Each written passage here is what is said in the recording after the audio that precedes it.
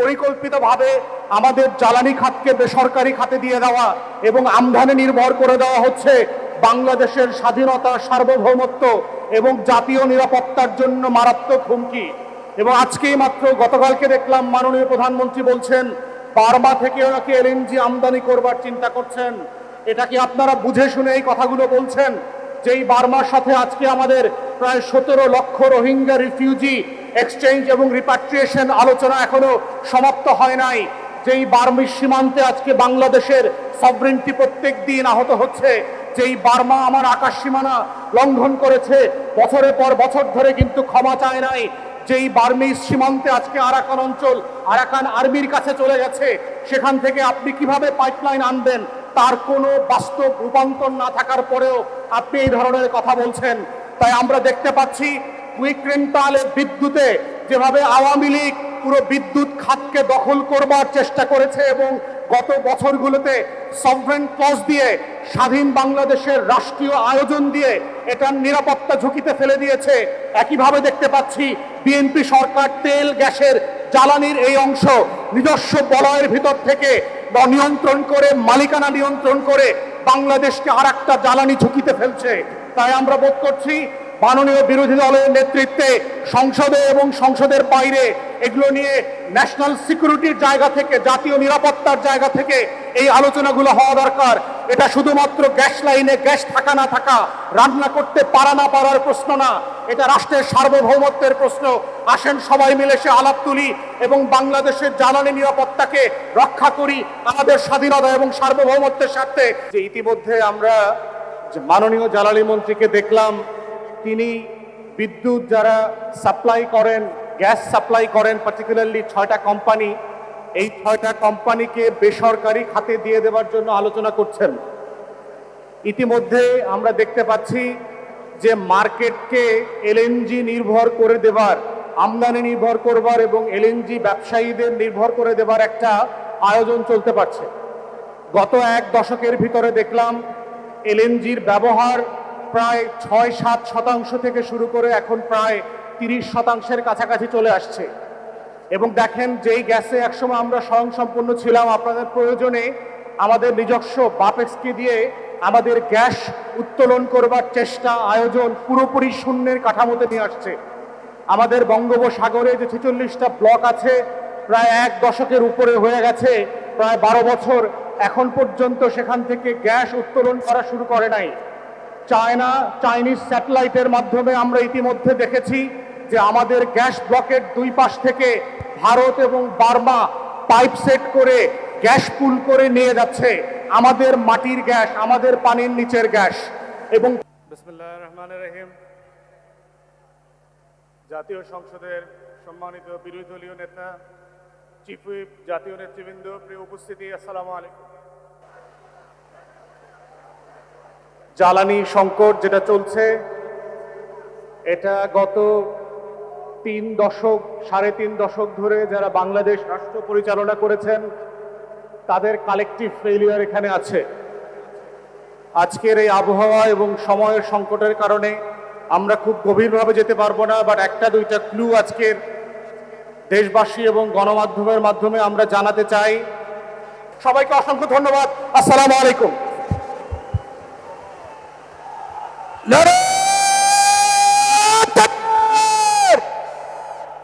সংগ্রামী ভাই এবং বন্ধুগণ, আজকের এই সময় অবস্থান কর্মসূচিতে এখন আপনাদের সামনে বক্তব্য রাখবেন বাংলাদেশ জামাত ইসলামের সংগ্রামী সহকারী সেক্রেটারি জেনারেল, কেন্দ্রীয় নির্বাহী পরিষদের অন্যতম সদস্য, জাতীয় সংসদের মাননীয় সংসদ সদস্য মাওলানা রফিকুল ইসলাম খান এমপি।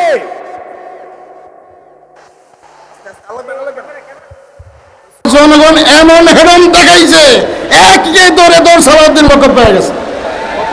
আমি সরকারকে পরিষ্কার ভাষায় বলে দিতে চাই, ওই দৌড় সালাউদ্দিনের অবস্থা আপনাদের হোক, আমরা চাই না।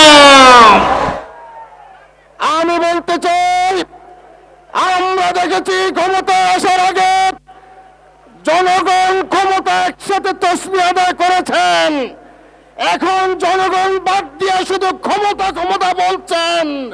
মনে রাখবেন, এই দেশের জনগণ এরকম যারা ক্ষমতালোভী তাদেরকে অতীতে বারবার পালাতে বাধ্য করেছে। সংগ্রামী ভাই এবং বন্ধুগণ, আজকের এই অবস্থান কর্মসূচিতে এখন আপনাদের সামনে বক্তব্য রাখবেন আমার বাংলাদেশ পার্টি এবি পার্টির সংগ্রামী সাধারণ সম্পাদক ব্যারিস্টার আসাদুজ্জামান ফুয়াদ। বক্তব্য রাখছেন আসাদুজ্জামান ফুয়াদ।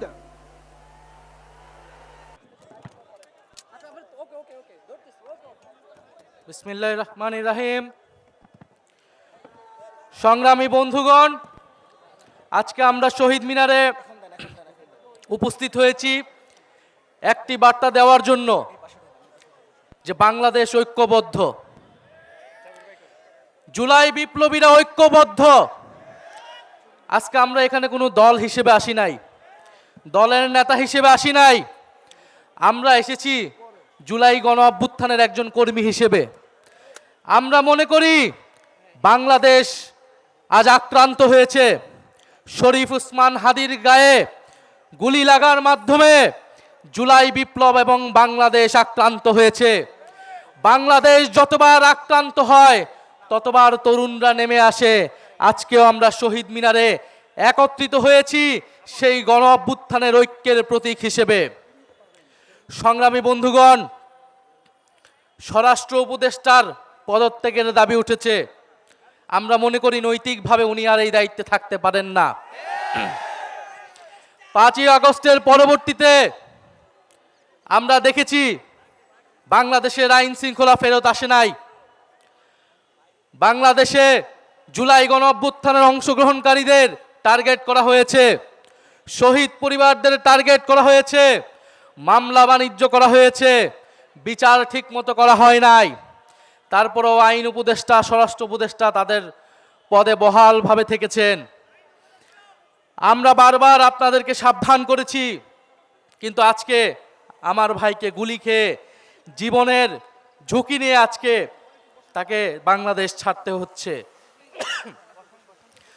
আমরা স্পষ্টভাবে বলতে চাই, বাংলাদেশের আইন শৃঙ্খলার নিরাপত্তার প্রশ্নটা গত 16 বছরে আমরা দেখেছি গোয়েন্দা সংস্থা গত 16 বছরে সকল বিরোধী দল মতকে দমন করতে ব্যবহার করা হয়েছিল।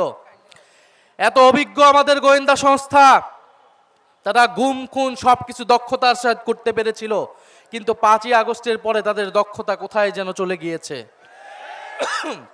তারা এখন আর কাউকে গ্রেফতার করতে পারে না। তারা খুনিকে বাংলাদেশের বর্ডার থেকে পার হতে দিতে পারে, তারা 72 ঘন্টা পার হলেও কোনো খুনিকে গ্রেফতার করতে সক্ষম হয় না। ফলে শুধু স্বরাষ্ট্র উপদেষ্টা নয়, কোথা থেকে এই ধরনের খেলা চলছে সেই ডিপ স্টেট নিয়ে আপনাদেরকে কথা বলতে হবে, সেই গোয়েন্দা সংস্থা নিয়ে আপনাদেরকে কথা বলতে হবে। প্রিয় বন্ধুগণ, আগামীকাল বিজয় দিবস 16ই ডিসেম্বর। এই বিজয়ের প্রাক্কালে বাংলাদেশের 54 বছরের ইতিহাস আমাদেরকে পর্যালোচনা করতে হয়। 1971 সালের 16ই ডিসেম্বর থেকেই যেমন আমরা বিজয় পেয়েছি, তেমন আমাদের প্রতিরোধের যাত্রাও শুরু হয়েছিল। সেই প্রতিরোধ ছিল ভারতীয় আগ্রাসনের বিরুদ্ধে প্রতিরোধ। 1971 সালের 16ই ডিসেম্বর থেকে সেই প্রতিরোধ শুরু হয়েছিল। আজকে পর্যন্ত সেই প্রতিরোধ যাত্রা আমাদেরকে অব্যাহত রাখতে হচ্ছে। ফলে বাংলাদেশের মানুষকে আমাদের আহ্বান থাকবে, আগামীকাল আমরা উৎসব করতে রাস্তায় নামবো না, আগামীকাল আমরা প্রতিরোধের যাত্রা বাংলাদেশের রাস্তায় রাস্তায় পালন করব। এই ঢাকা শহরে আমরা প্রতিরোধের র্যালি করব। আমরা ভারতীয় আধিপত্যবাদের বিরুদ্ধে, বাংলাদেশ বিরোধী সকল ষড়যন্ত্রের বিরুদ্ধে আগামীকাল বিজয় দিবসে আমরা 16ই ডিসেম্বর ঐক্যবদ্ধ হব। প্রিয় সংগ্রামী বন্ধুগণ, ভারত যদি মনে করে বাংলাদেশকে 5ই আগস্টের পরেও আগের মতোই তারা রাজনৈতিকভাবে হস্তক্ষেপ করবে, নির্বাচনে কারসাজি করবে, ভারতের সেই ভাবনা ভুল। ভারতের সেই ভাবনা ভুল প্রমাণ করব আপনারা আমরা সকলে মিলে। ভারতের স্বাধীনতা, সার্বভৌমত্ব, অখণ্ডতা বাংলাদেশের উপর নির্ভরশীল। ফলে ভারতকেও সাবধান থাকতে হবে। বাংলাদেশের সাথে সম্মান নিয়ে, মর্যাদা নিয়ে সম্পর্ক রাখতে হবে। আমি কথা বাড়াবো না। আজকে আমরা ঐক্যবদ্ধ হয়েছি শরীফ ওসমান হাদি ভাইয়ের যে গুলির বিচারের দাবিতে, এবং তার উপরে হামলা কোনো বিচ্ছিন্ন ঘটনা নয়। যে ইলেকশন কমিশন এই কথা বলে, সেই ইলেকশন কমিশনার দায়িত্বে থাকার কোনো নৈতিক অধিকার থাকে না। তার অধীনে কোনো সুষ্ঠু নির্বাচন হওয়া সম্ভব কিনা এই প্রশ্ন আমরা গত 6 মাস ধরে করে যাচ্ছি। আমরা আশা করব অবিলম্বে তিনি তার এই বক্তব্য প্রত্যাহার করবেন। আমরা বাংলাদেশে একটি সুষ্ঠু নির্বাচনের পরিবেশ চাই, কিন্তু এই অথর্ব নির্বাচন কমিশনের অধীনে কোনো নির্বাচন হওয়া সম্ভব বলে আমাদের কাছে মনে হচ্ছে না। ফলে আমরা চাই বাংলাদেশে নির্বাচনের পরিবেশ থাকবে, গণতন্ত্রের যাত্রা অব্যাহত থাকবে, কিন্তু বাংলাদেশে যারা জুলাই বিপ্লবকে টার্গেট করছে, বাংলাদেশের মিডিয়াতে, বিশ্ববিদ্যালয়ে, আইনাঙ্গনে যারা মুজিববাদী রাজনীতি পুনরায় শুরু করতে যাচ্ছে, তাদের বিরুদ্ধে আমাদের গণপ্রতিরোধ চলবে। ইনকিলাব জিন্দাবাদ।